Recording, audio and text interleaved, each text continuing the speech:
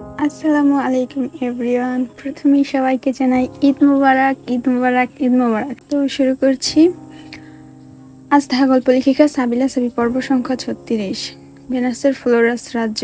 Flora's রাজ্যে ফুলের প্রাসাদ, বাতাসে ল্যাভেন্ডার আর মিষ্টি গন্ধ ছড়িয়ে আছে। প্রাসাদের শীতল মার্বেলের মেঝেতে হেঁটে যাচ্ছিল অ্যালিসা। তার লম্বা লাল চুল উজ্জ্বল আলোয় চকচক করছে।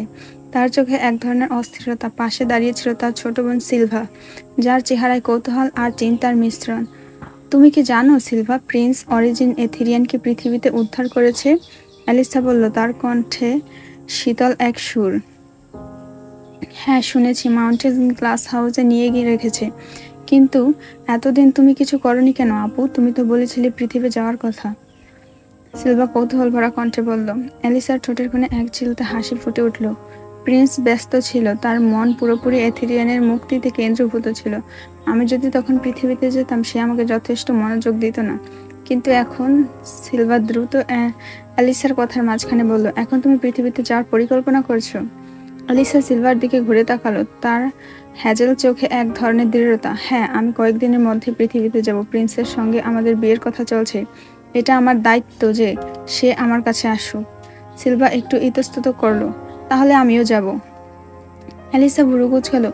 তুমি কেন যাবে সিলভা? পৃথিবীতে কোনো মজা করার জায়গা না। সিলভা হেসে বলল, মজা করতে না আপু, ইথেরিয়ান পৃথিবীতে আছে, আমি ওর সঙ্গে দেখা করতে চাই। অ্যালিসার চোখ সংকীর্ণ হলো। এথেরিয়ান? তুমি ওকে পছন্দ করো, তাই না? সিলভা মাথা নিচু করলো, তার গাল লাল হয়ে উঠল। হয়তো। অ্যালিসা দীর্ঘশ্বাস ফেলল। সিলভা, পৃথিবীতে যাওয়া সহজ নয়। প্রিন্স হয়তো তোমার উপস্থিতি পছন্দ নাও করতে পারে। আর এথেরিয়ান, সে আমাদের পরিবারের প্রিয় হলেও ওকে পছন্দ করা এটা বিপজ্জনক। আমি জানি, সিলভা শান্ত গলায় বলল। তবুও আমি যাব। আমার যা বলার দরকার পরে সেটা এথেরিয়ানকে বলতে হবে। অ্যালিসা কিছুক্ষণ চুপ করে রইল, তারপর বলল, ঠিক আছে, তবে মনে রেখো, পৃথিবীতে কোনো ভুল করলে তার মাসুল অনেক বড়। সিলভা হাসলো। তুমি চিন্তা করো না আপু, আমি সাবধানে থাকবো। অ্যালিসা জানালার দিকে তাকিয়ে বলল, প্রিন্সের সঙ্গে আমার বিয়ে হবে, এটা তার কর্তব্য। সাহায্য, আর তুমি যদি পৃথিবীতে সত্যিই যাও, তাহলে আমার ইচ্ছে পূরণে সাহায্য করবে। আমরা দুজনেই আমাদের উদ্দেশ্য নিয়ে পৃথিবীতে নামবো। সিলভা মাথা নাড়ল। আমরা দুজনেই। সকালের ম্লান আলোতে মাউন্টেন গ্লাস হাউস থেকে ল্যাবে প্রবেশ করছে জ্যাসপার। গতকাল অক্সিজেন সংগ্রহের পর চেনসিং এর ল্যাবে ফিরে প্ল্যান তৈরি করেছে। আজকের মিশন হাইড্রোজেন সংগ্রহ। মিশনের লোকেশন হলো একটি বিশাল জলধারী গভীর তলদেশ, যেখানে অদ্ভুত ও বিপজ্জনক প্রাণীরা বসবাস করে। এই হাইড্রোজেন শুধুমাত্র ভূগর্ভস্থ টেকনিক প্রক্রিয়ার মাধ্যমে তৈরি করা হয় এবং সংগ্রহ করা অত্যন্ত কঠিন। কনফারেন্স রুমের দিকে জ্যাসপার অগ্রসর হয়। ল্যাবে চেনসিং তার হলো স্ক্রিন প্রজেক্টের মিশনের বিস্তারিত দেখাচ্ছেন। এই হাইড্রোজেন পৃথিবীর গভীরতম স্থানগুলো থেকে বেরিয়ে আসে, বললেন চেনসিং, তার ধূসর ভুরু কুঁচকে। তবে সেখানকার প্রাণীগুলো মারাত্মক আক্রমণাত্মক। তোমাদের সাবধানে থাকতে হবে জ্যাসপার। তোমার ড্রাগন ফর্ম নাও। থারিনিয়াস আর আলবিরাকে ব্যাকআপ হিসেবে রাখো। লোকেশন একটি গভীর জলাশয়ের নিচে অবস্থিত। চারপাশে বিশাল সব পাহাড় এবং এর কেন্দ্রে একটি কালো নীল জলধারা। জলধারাটি অন্ধকারে ঢাকা আর সেখানে সারাক্ষণ অদ্ভুত শব্দ শোনা যায়। জ্যাসপার, থারিনিয়াস এবং আলবিরা তাদের মিশনের সরঞ্জাম নিয়ে প্রস্তুত। থারিনিয়াস ড্রাগনের আকারে জলধারের উপর অবস্থান নেয়। জ্যাসপার, থারিনিয়াস আর আলবিরা হাইড্রোজেন খুঁজতে জলধারের গভীরে প্রবেশ করে, আর আশপাশে ছোট ছোট বুদবুদ দেখা যায়। হঠাৎ সমুদ্রের গভীর তলদেশ থেকে উঠে আসে এক মনস্টার। জলধারের গভীর অন্ধকার থেকে উঠে আসা মনস্টারের নাম আফিড্রাক্সা। এটি একটি জল ড্রাগন প্রজাতির দানব, যার শরীর কালো নীলাভ আলোয় জ্বলজ্বল করছে এবং চোখ দুটি আগুনের মতো লাল। অফিড্রাক্সের একটি দীর্ঘ কাঁটাযুক্ত লেজ এবং 3টি বিশাল মুকুট আকৃতির শির রয়েছে, যা তাকে আরো ভয়ঙ্কর দেখায়। তার শক্তি শুধু শারীরিক নয়, বরং মানসিক। সে ধাঁধা এবং বুদ্ধির খেলা দিয়ে তার শত্রুদের পরাস্ত করে। জ্যাসপার, আলবিরা এবং থারিনিয়াস জলধারের গভীরে প্রবেশ করে। চারপাশের অন্ধকার এমন ঘন যে হাতের পাছাগুলো দেখা যায় না। হঠাৎ আফিড্রাক্সা তাদের পথ আটকায়। তোমরা হাইড্রোজেন নিতে এসেছো, তবে তোমাদের প্রমাণ করতে হবে যে তোমরা যথেষ্ট বুদ্ধিমান, আফিড্রাক্সার গম্ভীর গলায় বলল। তার বিশাল ড্রাগনীয় মুখ থেকে বের হয়ে আসা গর্জন জলের ঢেউ তৈরি করে। আফিড্রাক্স একটি অদ্ভুত হাসি দিয়ে বলল, তোমাদের 3টি ধাঁধা দেওয়া হবে। প্রতিটি ধাঁধার উত্তর সঠিক সময় দিতে হবে। একটি ভুল মানেই শাস্তি। 3টি ধাঁধা ধীরে ধীরে তাদের 3 জনের সামনে ভেসে ওঠে। আমি আকাশে থাকি, কিন্তু রাতে আমাকে দেখতে পাও। আমার আলোর উজ্জ্বলতা অনেক পথে খুঁজে পাই। কে আমি? জেসপার উত্তর দেয়, তারা। আফিড্রাক্স মাথা নেড়ে সম্মতি জানায়। আমি কোনো পাত্র নই, কিন্তু আমাকে ভাঙলে তোমার মুখের শব্দ শোনা যায়। কে আমি? আলবেরো তৎক্ষণ উত্তর দিল। নীরবতা। আফিড্রাক্স আরেকবার মাথা নাড়ে। আমি জন্মাই জল থেকে, তবু শুকনো স্থানে বাঁচতে পারি। আমি অস্তিত্বে আনি আলো, বায়ু। আমি কে? থাইনিয়াস হঠাৎ বলে ফেলল, আগুন। আফিড্রাক্স রাগান্বিত গর্জন করে বলল, ভুল। থাইনিয়াসের ভুল উত্তরের কারণে জলাধার থেকে আরেকটি মনস্টার উঠে আসে। এটার নাম ইলিফ্রাক্স, যা দেখতে বিশাল ইলেকট্রিক ইল ড্রাগনের মতো। তার শরীরে বিদ্যুতের আভা জ্বলজ্বল করছে এবং তার লেজ দিয়ে থাইনিয়াসকে আঘাত করে। থাইনিয়াস রক্তাক্ত ও আহত অবস্থায় পড়ে যায়। জেসপার রাগে ড্রাগন রূপ ধারণ করে, তার সবুজ চোখে জ্বলজ্বল আভা ফুটে ওঠে। ইলিফ্রাক্স তার লেজ দিয়ে আক্রমণ চালালে জেসপার শক্তি দিয়ে সেটি আটকে ফেলে। এক শক্তিশালী ড্রাগন ফ্লোম ছুড়ে দিয়ে সে ইলিফ্রাক্সকে পিছু হটতে বাধ্য করে। এরপর সে আফ্রিডাক্সকে দৃষ্টি আকর্ষণ করে বলে, তোমার ধাঁধার সঠিক উত্তর আগে জানা ছিল। আমি এটাকে জয় করব। জেসপার লড়াই চলাকালীন আলবিরা হাইড্রোজেন চেম্বারের দিকে এগিয়ে যায়। তার রূপালী চুলের ঝলকানিতে চারপাশে আলোকিত হয় এবং চেম্বারে পৌঁছে সে দ্রুত হাইড্রোজেন সংগ্রহের প্রক্রিয়া শুরু করে।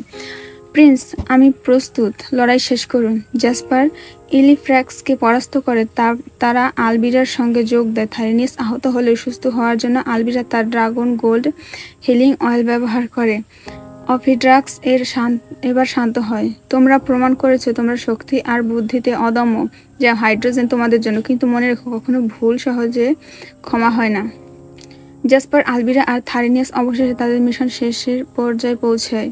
হাইড্রোট্রাপ নামে একটি বিশেষ যন্ত্রের মাধ্যমে তারা হাইড্রোজেন সংগ্রহ করে। এটি একটি শক্তিশালী ড্রাগন টেকনোলজির তৈরি সিলিন্ডার। এটিতে ভ্যাকুয়াম চেম্বার রয়েছে, যা বায়ুমণ্ডল থেকে কেবল হাইড্রোজেন চিহ্নিত করে টেনে নিয়ে যায় এবং এটিকে সম্পূর্ণভাবে সুরক্ষিত রাখে। আলবিরা যন্ত্রটি দক্ষতার সঙ্গে ব্যবহার করে। হাইড্রোজেন সিলিন্ডারের ভেতরে জমা হলে একটি হালকা নীলাভ আলো জ্বলতে শুরু করে, যা প্রমাণ করে এটি পুরোপুরি সুরক্ষিত। এটি ল্যাবে নিয়ে যাওয়ার সময় হয়েছে। জেসপার বলে, তারা দ্রুত তাদের ফ্লাইং ড্রাগন ডিভাইসে করে ল্যাবের দিকে রওনা হয়। ল্যাবে পৌঁছানোর পর হাইড্রোজেনকে প্রোটেক্ট স্টোরেজ ভল্ট 09-এ রাখা হয়। এটি একটি শক্তিশালী তাপ প্রতিরোধী সিস্টেম, যা শুধুমাত্র জেসপারের বিশেষ বায়োমেট্রিক্স দ্বারা খুলে যায়। ঠিক তখনই চেনসিংয়ের উপস্থিতি লক্ষ্য করে। হাইড্রোজেন সংগ্রহ করতে পেরেছ? তিনি জিজ্ঞেস করেন, তার চোখে তৃষ্ণার ঝিলিক। হ্যাঁ, জেসপার হিমশীতল গলায় উত্তর দিল। চেনসিং তখন ফিওনার কথা বলে, আমি আজ রাতে ফিওনাকে দেখতে চাই। জেসপার দৃঢ়ভাবে বলল, কাল সকালেই পাবেন, আজকে রাতে সম্ভব না। চেনসিং কিছুটা বিরক্ত হলেও সম্মতি জানিয়ে চলে যায়। গ্লাস হাউসে ফিরে জেসপার শান্তির মুহূর্ত কাটানোর আশা করছিল, কিন্তু ড্রয়িং রুমে প্রবেশ করতে তার চোখে পড়ে এক অভাবনীয় দৃশ্য। ফিওনা আর এথেরিয়ান বসে আছে একসঙ্গে লিভিং রুমের সোফায়। তারা বাচ্চাদের মতো গল্পে মেতে আছে আর আইসক্রিম খাচ্ছে। ফিওনার মুখে চকলেট আইসক্রিমের দাগ লেগেছে আর এথেরিয়ানের হাতে স্ট্রবেরি আইসক্রিমের কাপে গলতে থাকা শেষ অংশ। এথেরিয়ান হাসতে হাসতে বলছে, তুমি জানো না, ছোটবেলায় আমি একবার পুরো পাহাড় থেকে গড়িয়ে গড়িয়ে পড়ে গিয়েছিলাম আর তাতে ড্রাগন রূপ পেয়ে যাই। ফিওনা খিলখিল করে হেসে দেয় আর হাসতে থাকা অবস্থায় বলে, তাহলে তোমার ড্রাগন হওয়া তো পুরোপুরি মজার ঘটনা। এথেরিয়ান সেটা মুগ্ধ হয়ে দেখতে থাকে। এই দৃশ্য দেখে জেসপারের ভেতরে ক্রোধের ঢেউ উঠতে থাকে। তার সবুজ চোখ জ্বলজ্বল করে। মনে মনে ভাবে, ফিওনা কি করে এথেরিয়ানের সঙ্গে এতটা ক্লোজ হতে পারে? আমার হাউজে, আমার সামনে। জেসপার চুপচাপ তাদের কাছাকাছি এসে বলে, দুজনেই বেশ আনন্দ করছো দেখা যাচ্ছে। ফিওনা চমকে উঠে বলল, ও আপনি কখন এলেন? জেসপার এক হিমশীতল হাসি দিয়ে উত্তর দেয়, কেন আমি আসতে তোমাদের আনন্দ নষ্ট হয়ে গেল নাকি? কেন আমি আসতে তোমাদের আনন্দের মুহূর্ত নষ্ট হয়ে গেল বুঝি? ফিওনা কোনো উত্তর দিল না। তবে এথেরিয়ান বলল, জেসু ভাইয়া, তোমাদের আজকের মিশন কেমন ছিল? আর সাকসেস হয়েছে তো? জেসপার এবার ভালো করে দুজনকে দেখে মৃদু কণ্ঠে জবাব দিল, একদমই ভালো হয়নি, বলে হনহন করে সিঁড়ি বেয়ে উপরে চলে যায়। আর মনে মনে পরিকল্পনা করতে লাগলো, ফিওনাকে একটা ভালো শিক্ষা দিতে হবে। শাস্তি এমন হবে যে সে আমার নিয়ম ভঙ্গ করতে আর সাহস পাবে না। জেসপার নিজের কক্ষে যে গা এলিয়ে দেয় বিছানায়। গ্লাস হাউজের নির্জন রাত। ফিওনা ও এথেরিয়ানের হাসি তামাশার শব্দ যেন জেসপারের কানে ক্রমাগত শাঁসা করে বাজছে। তার ক্রোধ ধীরে ধীরে শীতল অথচ তীক্ষ্ণ হয়ে ওঠে। শাস্তির পরিকল্পনা তার মনে পরিষ্কার হতে থাকে।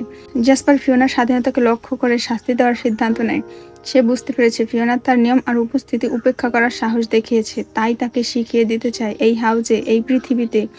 আর ফিওনার জীবনে শুধুমাত্র জেসপারের নিয়মই শেষ কথা। তোমার শাস্তি তোমাকে নিয়ন্ত্রণ শেখাবে, হামিংবার্ড, জেসপার মনে মনে বলল।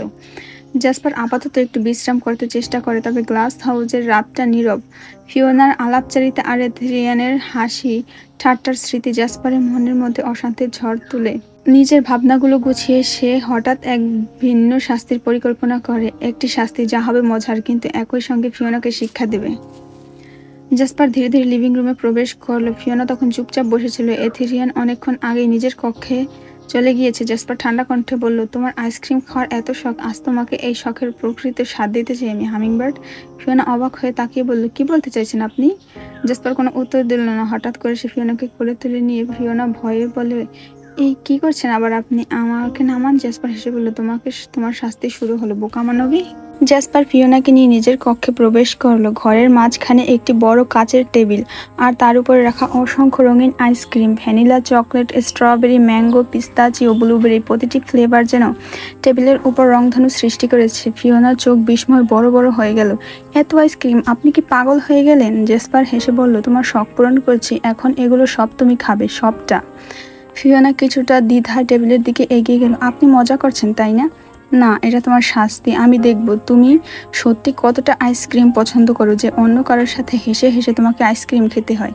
ফিওনা প্রথমে একটি চকলেট ফ্লেভার আইসক্রিম তুলে খেতে শুরু করলো, কিন্তু কয়েকটি স্কুপ খাওয়ার পরে সে অসহায়ভাবে বলল, আমি আর পারবো না। জেসপার তার সবুজ চোখ দেখে মুচকি হেসে বলল, আরও খেতে হবে তোমাকে, তুমি তো বলেছিলে আইসক্রিম খেতে তোমার ভালো লাগে। এখন দেখো শখের আসল পরীক্ষা কিভাবে দিতে হয়।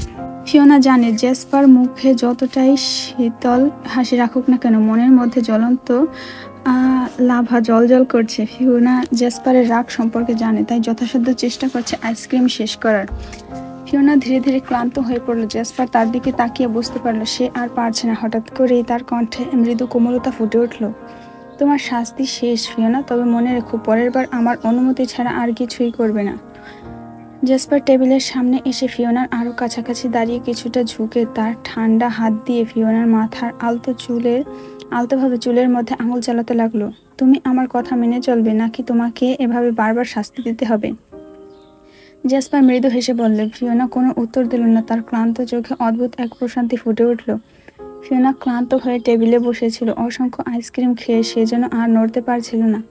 তার চোখে বিরক্তি স্পষ্ট, কিন্তু জেসপার ঠিক তখনই একটি চঞ্চল পরিকল্পনা করে। তোমার তো শাস্তি শেষ, জেসপার বলল তার গভীর অথচ রহস্যময় কণ্ঠে, কিন্তু আমার শুরু হলো।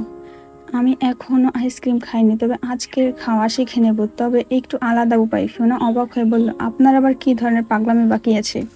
জেসপার টেবিল থেকে একটি আইসক্রিমের বাটি তুলে নিল। বাটির আইসক্রিম প্রায় গলে যাওয়া। তার চোখে যেন এক ধরনের দুষ্টুমির ঝিলুক ফুটে উঠল। সে ধীরে ধীরে ফিওনার দিকে এগিয়ে গেল। ফিওনা হামিংবার্ড, আমি কোনো খাবারকে শুধু খাবার হিসেবে দেখি না, আমার কাছে সবকিছুতে একটু বেশি রোমাঞ্চ থাকা উচিত। ফিওনা কিছু বুঝে ওঠার আগেই জেসপার সেই গলে যাওয়া আইসক্রিমের বাটি ফিওনার গলায় ঢেলে দিল। ঠান্ডা আইসক্রিম ফিওনার ত্বক স্পর্শ করতেই সে চমকে উঠল। এই, আপনি এটা কি করছেন? ফিওনা আবার রাগে বলল।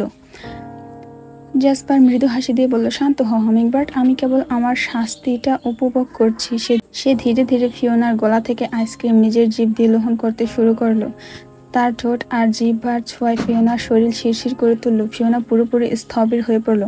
আপনি পাগল, এভাবে কেউ আইসক্রিম খায়? ফিওনা অসহায় গলায় বলল। তুমি বলেছিলে আইসক্রিম খেতে ভালো লাগে, আমিও শিখছি, জেসপার মৃদু কণ্ঠে বলল। জেসপার একেবারে ফিওনার কোমর আরো শক্ত করে জড়িয়ে ধরল। তুমি শুধু খেতে জানো না হামিংবার্ড, আমি শিখিয়ে দিচ্ছি কিভাবে উপভোগ করতে হয়। ফিওনা লজ্জায় লাল হয়ে গেল, কিন্তু কিছুই বলতে পারল না। ফিওনা অবাক হয়ে তাকিয়েছিল জেসপারের দিকে। তার মন অস্বস্তি, শরীর শিরশির করছে। জেসপারের চোখে এক ধরনের গভীর খেলা, যেন সে জানে কিভাবে ফিওনার প্রতিটি অনুভূতিকে তীব্র করে তুলতে হয়। তোমার গায়ে এত মিষ্টি স্বাদ লেগে আছে যে মনে হয় আমার আইসক্রিম এভাবে খাওয়া উচিত, জেসপার এক ধরনের মৃদু হাসি দিয়ে বলল। সে আরও এক ধাপ এগিয়ে এলো। তার আঙুলে একটু আইসক্রিম তুলে ফিওনার গালে ছোঁয়ালো। ঠান্ডা স্পর্শে ফিওনার শরীর কেঁপে উঠল। তারপর জেসপার মাথা নিচু করে আলতোভাবে তার ঠোঁট দিয়ে সেই আইসক্রিম খেয়ে নিল। ফিওনার মুখ থেকে কোনো কথা বের হলো না। তার গলা তখন লালচে হয়ে উঠেছে। জেসপার আবারও তার আঙুলে আইসক্রিম তুলল, এবার ফিওনার ঠোঁটের উপর ছড়িয়ে দিল। ফিওনার নিঃশ্বাস ভারী হয়ে উঠেছিল, আর জেসপারের স্পর্শ যেন তাকে জাদুর মতো ঘিরে ধরেছিল। এত সুন্দর স্বাদ কোথায় লুকিয়েছিল? জেসপার আলতো হয়ে বলল। তার চোখ ফিওনার চোখে স্থির। জেসপার ফিওনার ঠোঁটের আইসক্রিমটুকু খেয়ে নিল। জেসপার ঠোঁটের স্পর্শে শিহরিত হয়ে ফিওনা তার শার্ট খামচে ধরল, যেন তাকে ছেড়ে যেতে দেওয়া অসম্ভব। আর তার চোখে অজানা এক আকাঙ্ক্ষা, বুকের ধুকপুকানির শব্দ যেন গোটা ঘর জুড়ে প্রতিধ্বনিত হচ্ছে। জেসপার হালকা হাসল। এতটা অধীর কেন হামিংবার্ড? তার কণ্ঠে ছিল এক ধরনের গভীর খেলা, যা ফিওনার শরীরের প্রতিটি কোষকে যেন জাগিয়ে তুলল। সে টেবিল থেকে আরো কয়েকটি আইসক্রিমের বাটি তুলে নিল। তোমার শাস্তি এখনো শেষ হয়নি বলে সে আইসক্রিমের ঠান্ডা তরল ফিওনার বুকের ওপর আলতোভাবে ছড়িয়ে দিল। ঠান্ডা অনুভূতিতে ফিওনার শরীর কেঁপে উঠল। জেসপার ধীরে ধীরে ঝুঁকে আইসক্রিমের চিহ্নগুলো নিজের ঠোঁট দিয়ে গ্রহণ করতে শুরু করলো। তার উষ্ণ স্পর্শ ঠান্ডা আইসক্রিমের সঙ্গে মিশে একাকার এক অদ্ভুত অনুভূতি তৈরি করলো। ফিওনার শ্বাস ধীরে ধীরে দ্রুত হতে লাগলো। তার চোখের পাতা ভারী হয়ে এলো। ফিওনা শ্বাসরুদ্ধ হয়ে বলল, আপনি এভাবে, তুমি আমাকে শাস্তি দিতে চেয়েছিলে তাই না? আমাকে জেলাসি দিয়ে? জেসপার গভীর কণ্ঠে ফিসফিস করে বলল, এটা আমার পাল্টা শাস্তি। এই কথায় ফিওনার চোখ আরো বড় হয়ে গেল, আর তার মনে এক ধরনের মধুর অস্থিরতা ভরে উঠল। ফিওনার বুক ধড়ফড় করছিল, তার শ্বাস যেন আটকে আসছে। জেসপার এতটাই কাছে ছিল যে তার শরীরের প্রতিটি শিরা উপশিরা যেন তীব্র উত্তেজনার ঢেউ খেলে গেল। ফিওনা বুঝতে পারছিল যে জেসপারের প্রতি তার অনুভূতি দিন দিন আরো গভীর হয়ে যাচ্ছে। আপনি আপনি আমাকে পাগল করে দিচ্ছেন, ফিওনা মৃদু স্বরে বলল। তার কণ্ঠস্বর ভাঙা, যেন সে নিজের মনের আবেগকে সামলাতে পারছে না। জেসপারের সবুজ চোখে এক ধরনের মজা ফুটে উঠল। সে ঠোঁটের কোণে এক তীক্ষ্ণ হাসি এনে ধীরে ধীরে উঠে দাঁড়ালো। ফিওনার দিকে তাকিয়ে বলল, এই হলো তোমার আসল শাস্তি হামিংবার্ড। আমি জানি তুমি আমাকে কাছে চাইছো, কিন্তু ফিওনার চোখে বিস্ময় বড় হয়ে গেল। তার হাত যেন নিজেই জেসপারের দিকে এগিয়ে গেল তাকে ছুঁয়ে দিতে, কিন্তু জেসপার এক পা পেছনে সরে গেল। তোমার শাস্তি এখানেই শেষ নয়, জেসপার গম্ভীর কিন্তু গভীর সুরে বলল। এখন তুমি আমাকে ছুঁতে চাইবে, কিন্তু পাবে না। তুমি ছটফট করবে, কষ্ট পাবে, আর আমি দেখব কিভাবে তুমি আমার স্পর্শের জন্য আকুল হয়ে উঠছো। ফিওনা হতবাক হয়ে তার দিকে তাকিয়ে রইল। তার মনে যেন হাজার টুকরো ভেঙে পড়ছে। জেসপার আবার তার দিকে ঝুঁকে এসে ফিসফিস করে বলল, তুমি যদি মনে করো আমি তোমার ইচ্ছে মতো তোমার কাছে থাকবো, তবে তুমি ভুল ভাবছো। এখন থেকে তুমি আমার ইচ্ছে চলবে, আর আমার ইচ্ছে হলো তোমাকে আরো অস্থির করা। এই বলে জেসপার এক ঝটকায় চলে গেল। তার উপস্থিতির শূন্যতা যেন ফিওনার চারপাশে এক ধরনের শীতল নিঃসঙ্গতা এনে দিল। ফিওনা তার দিকে তাকিয়ে থাকলো, তার মনে অসীম প্রশ্ন আর হৃদয়ে গভীর আকাঙ্ক্ষা নিয়ে। জেসপার চলে যাওয়ার পর ফিওনা স্থির হয়ে বসে থাকলো। তার বুকের ভেতরে যেন আগুন জ্বলছে। ধীরে ধীরে তার ঠোঁটে এক চিলতে হাসি ফুটে উঠলো। এই ড্রাগনটা নিজেকে কি ভাবে? দাঁড়াও জেসপার, এবার আমার পালা, ফিওনা মনে মনে বলল। সে টেবিলে পড়ে থাকা এক টুকরো আইসক্রিমের দিকে তাকালো। আইসক্রিম এখন গলে এক ধরনের মসৃণ বস্তুর মতো হয়ে গেছে। পুরো টেবিলে গলে যাওয়া আইসক্রিমের বন্যা। তবে আপাতত ফিওনার চোখে খেলা করলো এক ধরনের শয়তানি। ফিওনা জেসপারের কক্ষ থেকে বেরিয়ে দ্রুত পা চালিয়ে করিডোরে চলে এলো। তার চোখে মিশ্রণ ছিল এক ক্ষোভ আর দুষ্টু খেলার। মনে মনে বলল, এই ড্রাগনটা নিজেকে কি ভাবে? এবার দেখো তোমাকে কিভাবে ছটফট করাতে হয়। জেসপার তখন ধীর পায়ে হেঁটে যাচ্ছে, তার হাতের স্মার্ট ঘড়ির দিকে তাকিয়ে তার চোখে নির্লিপ্ত অভিব্যক্তি, যেন কিছুই ঘটেনি। ফিওনার দিকে তাকালো না একবার। ফিওনা এটা দেখে আরো রেগে ফেটে পড়লো। সে দ্রুত জেসপারের সামনে এসে দাঁড়ালো। তার হাত দুটো কোমরে রাখা, ভুরু কুঁচকে তাকালো। আপনি কি ভেবেছেন আমাকে ভাবে শাস্তি দিয়ে সবকিছু শেষ? আমি কি আপনার খেলনার পুতুল? আপনার ইচ্ছে মতো চলবো নাকি? জেসপার তার দিকে তাকিয়ে মুচকি হাসলো। তোমার মুখে এমন রাগ তো বেশ মানায় হামিংবার্ড, তবে তুমি আমাকে কি করবে সেটাই দেখার বিষয়। ফিওনা তার ঠোঁট কামড়ে নিজের রাগ চেপে রাখলো। তারপর ভেতরে একটি দুষ্টু বুদ্ধি মাথাচাড়া দিল। হঠাৎ সে এগিয়ে এসে দু পা উঁচু করে জেসপারের শার্টের কলার ধরে নিচের দিকে টান দিল।